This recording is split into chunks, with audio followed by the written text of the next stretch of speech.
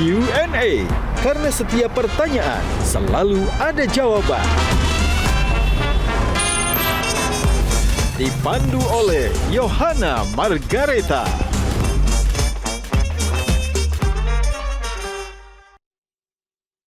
Dipersembahkan oleh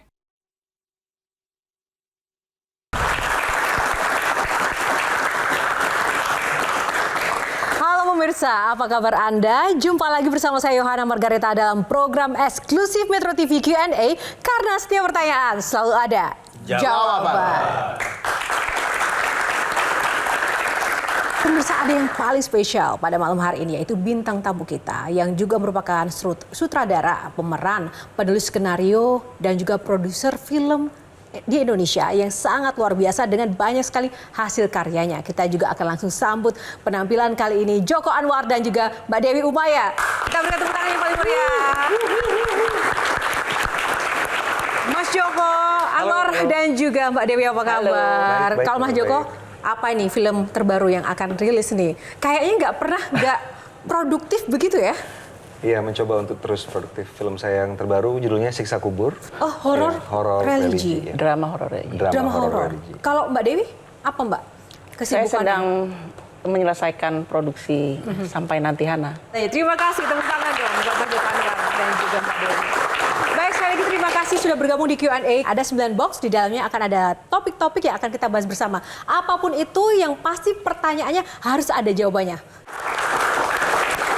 Langsung saja ya, kita akan mulai mainkan box yang pertama. Nah, langsung saja, Mas Joko, kita mau box nomor berapa? Mainkan untuk segmen pertama ini. Saya nomor 1 deh. Oke, yang pertama, box pertama nomor 1. Sineas. Sineas. Ada apa di balik box sineas? Kita akan langsung tanyakan ke pakarnya Mbak Tejo, ya sesama orang panggung nih, ya kan, seniman juga. Joko ini nggak produktif loh, menurutku. Kenapa, dibandingkan Mbak Tejo? teman-teman. Agak lama, karena menurutku dia bergulat agak lama di skenarionya. Karena dia itu sutradara yang sangat mengatakan bahwa enggak, serius juga enggak. Mengatakan bahwa tulang punggung sebuah film itu skenario. Skenario.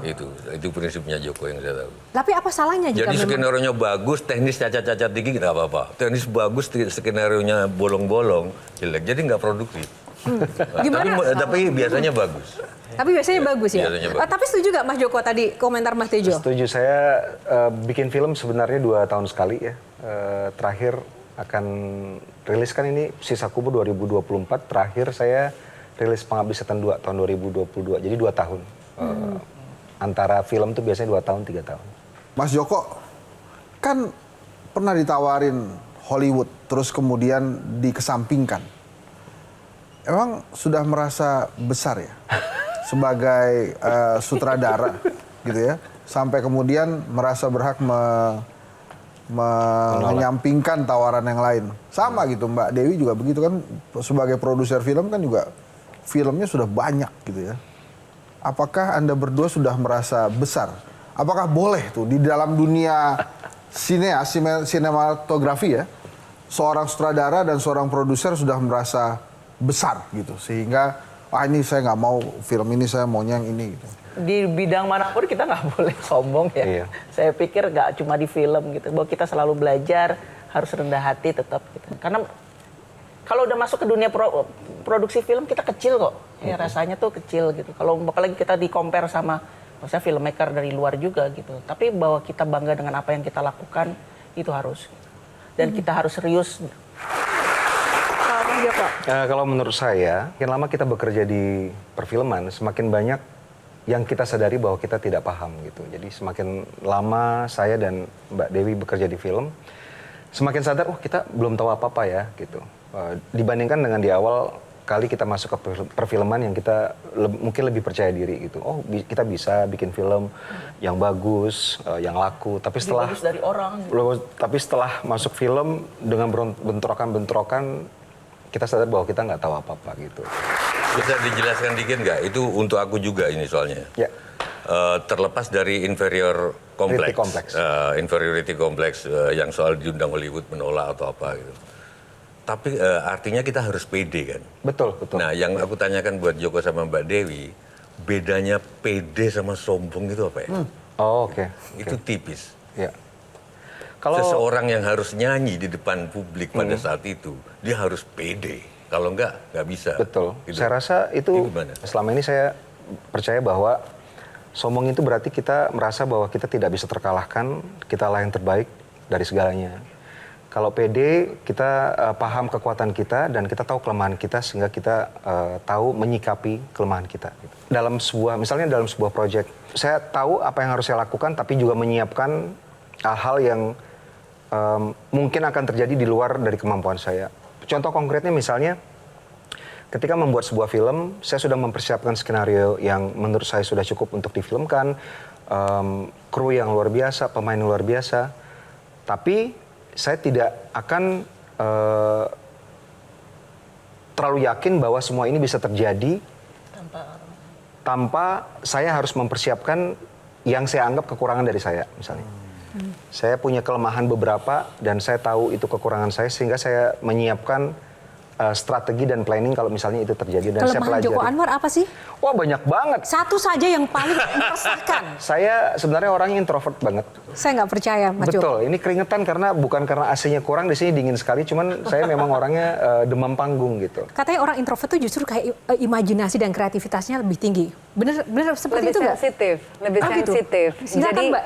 Gimana Jadi menilai Mas lebih Joko Anwar? punya sense of artnya yang lebih tinggi karena dia mengamati, dia mengobservasi. Kelihatan kok dari tadi, dari bahasa tubuhnya, dari tatapan wajahnya, matanya, gerak tubuhnya menunjukkan dia memang sedang dalam posisi anxiety, lagi cemas dia. Walaupun berusaha ditutupi dengan Saya orangnya semaksimal sangat mungkin. cemasan. Ini udah keringetan ya di belakang ini. Betul. Bisa kelihatan dari di sini semuanya. Keringetan banget. Iya, Oh, iya. beneran nggak sih ini karena Cuman kok saudara aku kadang pertanyaannya acting. gini, Mas Joko, penasaran kenapa sih horor? Kenapa saya bikin film horor? Karena saya sejak kecil nonton film horor.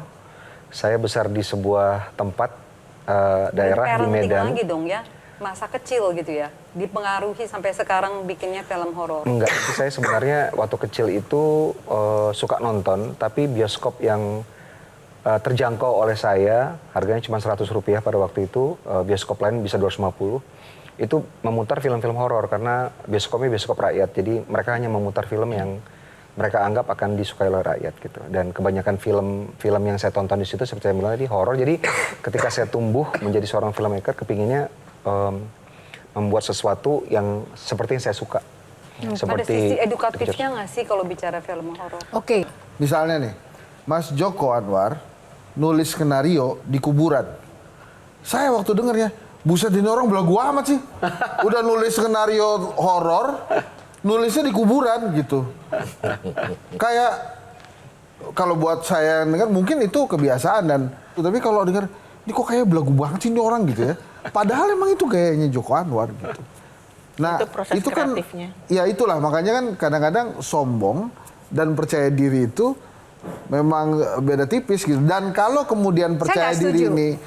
diri ini diartikan lebih, hasilnya adalah sombong yang nggak ketulungan gitu. Tapi saya nggak setuju Bang Hensat. Sombong sama percaya diri itu jauh, tidak tipis menurut saya. Percaya diri. Sombong itu adalah ketika kita sadar kita menganggap orang lain jauh lebih Lebih rendah baik atau kita jauh lebih hebat daripada orang lain. Kadang kita Mending nggak tanya sadar. ahlinya. Tanya aja ahlinya. Sedikit saja, Mbak, silakan. Superior kompleks kali. Kalau tadi kan inferior kompleks Inferior. gitu ya kita bicara. Superior berarti dia punya kemampuan mengukur kemampuan dia tetapi melebihi dari kapasitas yang sebenarnya ada. Nah, itu dia. Kalau percaya diri, mengetahui kekurangan dan kelemahan dia dan dia bisa tahu dengan posisi porsi yang tepat gitu. Tepat pas, tidak superior, tidak inferior. Baik, terima kasih. Kalau cari edukasi jangan cari di film. Film is not about education.